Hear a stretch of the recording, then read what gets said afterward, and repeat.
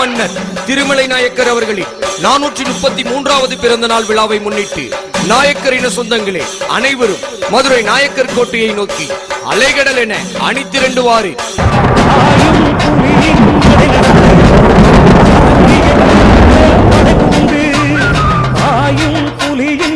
நடந்து அரங்கியர் கலங்க படைப்பு கொண்டு நடை நடந்து படைப்பு கொண்டு நடை நடந்து படைப்பு கொண்டு வாராறு கட்ட பொம்பரு நடை நடந்து படைப்பு கொண்டு நடை நடந்து படைப்பு கொண்டு வாராறு கட்ட பொம்பரு.